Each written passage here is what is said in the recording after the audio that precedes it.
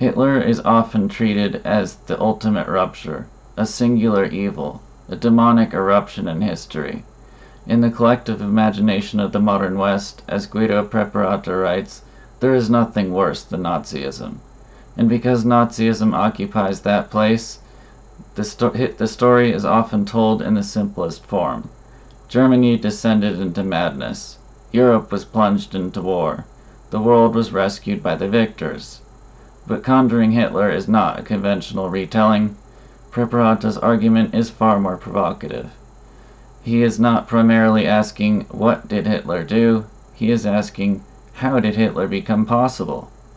And who, in the international system, helped create the conditions in which such a figure could rise? The title itself is not the thesis. Hitler was not simply born. Hitler was in some sense conjured. Why Preparata wrote this book? Preparata begins personally. He describes Nazism as the central sacrilege of modern European memory, and the overwhelming moral verdict that followed Germany's defeat. He writes that the torrent of books and films crafted by Anglo-Americans diffusing what he calls the truth of the establishment, that Germany, the accursed Germans, plunged Europe into war and deserved the domination of their American uncles. Preparata's project is not to reassess German atrocities. He says these have been sufficiently scrutinized. Rather, he wants to push the point of attack backward, to examine what he sees as the neglected gestation of Nazism. His premise is that the rise of Hitler is not adequately explained by vague references to rationalism or historical forces. He finds these explanations insufficient. The central thesis: Nazism as geopolitical product. Now we come to see Preparata's core claim, and it is extremely strong. He argues that for roughly 15 years, from 1919 to 1933, the Anglo-Saxon elites tampered with German politics, with the intent of producing a reactionary movement that could later be used as a pawn in geopolitical struggles. He claims that British circles endorsed this movement semi-officially, embraced it throughout the 1930s, and supported it financially and militarily with the prospect of manipulation. Preparata's argument is therefore not that Hitler was inevitable, but that Hitler's emergence occurred within an engineered terrain of instability. He defines these clubs and elites as self-perpetuating fraternities, banking houses, diplomatic corps, officer castes, executive aristocracy, oligarchic structures embedded within modern democracies. This is his governing lens: war and regime formation as elite-managed processes. The geopolitical frame, the Eurasian embrace. Preparata places this within a longer imperial strategy. He argues that by 1900, Britain feared the rise of the German Reich. But most of all, Britain feared the possibility of a durable alliance between Germany and Russia, what he calls the Eurasian embrace.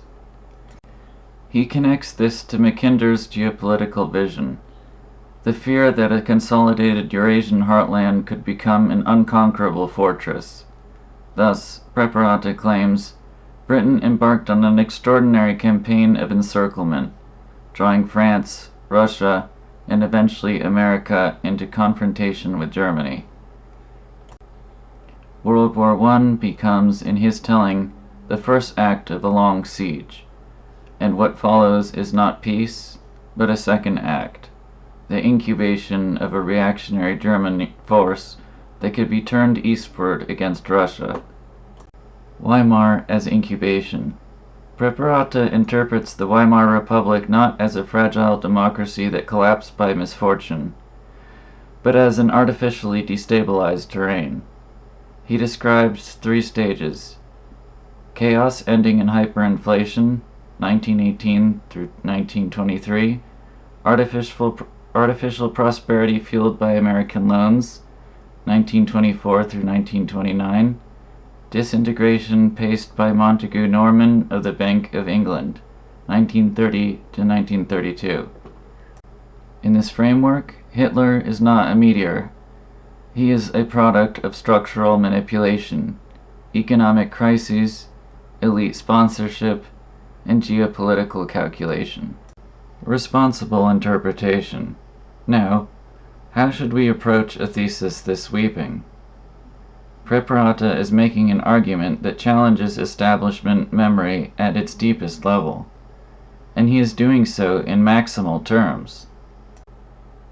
It is important, therefore, to read him with discipline, not as simple gospel, not as cartoon conspiracy, but as a radical structural hypothesis that international relations are shaped by secrecy, elite continuity, financial leverage, and the deliberate manufacture of instability.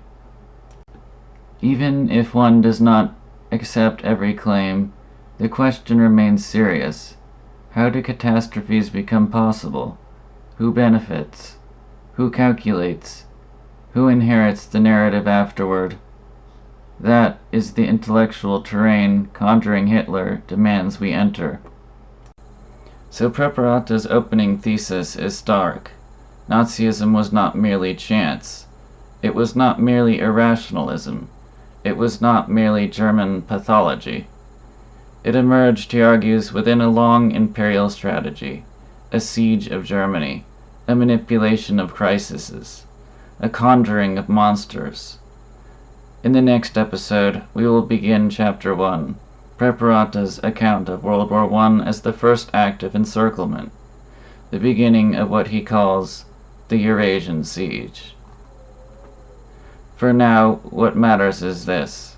The 20th century was not only war, it was the management of war. And the question is not only what happened, but how it was made possible. If you want to continue this inquiry into how power manufactures catastrophe and how history is remembered afterward, then please like, subscribe, and join me in the next installment of Conjuring Hitler.